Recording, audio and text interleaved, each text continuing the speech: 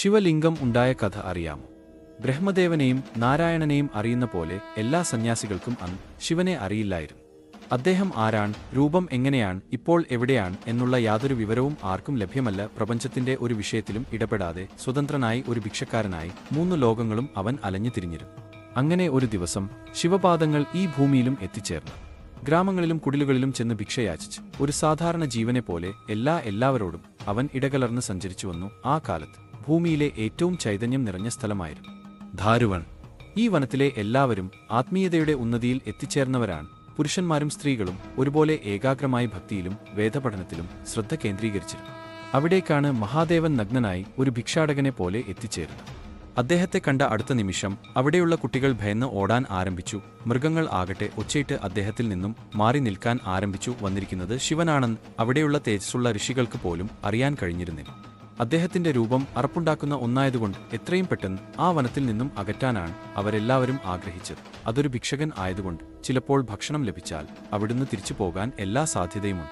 അതിനായി തന്റെ പത്നികളോട് ഉണ്ടാക്കിയ ഭക്ഷണത്തിന്റെ ഒരു പങ്ക് ആ ഭിക്ഷാടകനും നൽകി വരാൻ ഋഷികൾ നിർദ്ദേശിച്ചു. എന്നാൽ അപ്പോൾ ഋഷികൾക്ക് കാണേണ്ടി വന്നത് മറ്റൊരു കാഴ്ചയാണ്. ഭക്ഷണം നൽകാൻ ചെന്നവരുടെ പത്നികൾ ശിവനിലേക്ക് ആകൃഷ്ടരായിരിക്കും.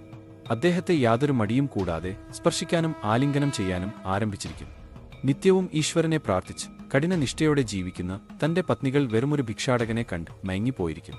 അവർക്കത് സഹിക്കാവുന്നതിലും അപ്പുറമാണ്. ഇത്രയും വലിയ പാപം ചെയ്ത ഈ ഭിക്ഷുവിനെ ശപിച്ചിട്ട് തന്നെ കാര്യമുള്ളൂ എന്ന് അവരും തീരുമാനിച്ചു. നിന്റെ ലിംഗം ഈ ക്ഷണം തന്നെ മുറിഞ്ഞു വീഴട്ടെ. നീ ചെയ്ത പാപത്തിന് ഇതാണ് നിന്റെ ശിക്ഷ. ഋഷികളുടെ ശാപം ഏൽക്കുകയും ശിവന്റെ ലിംഗം ആ നിമിഷം തന്നെ മുറിഞ്ഞു വീഴുകയും ചെയ്യും.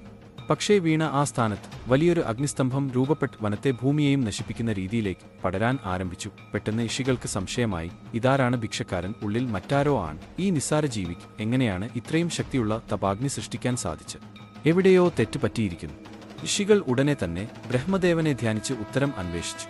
ബ്രഹ്മദേവൻ പറഞ്ഞു, വന്നിരിക്കുന്നത് ഭിക്ഷു അല്ല, ഈ പ്രപഞ്ചത്തിന്റെ നാഥനായ സംഹാരമൂർത്തിയായ ശിവനാണ്. ആ പേര് കേട്ട അടുത്ത നിമിഷം ഋഷികൾക്ക് അവരുടെ തെറ്റ് മനസ്സിലായി. അവർ എത്ര വലിയ പാപമാണ് ചെയ്തിരിക്കുന്നത് എന്ന് ഓർത്ത് വല്ലാതെ വിഷമിക്കുകയും ചെയ്തു.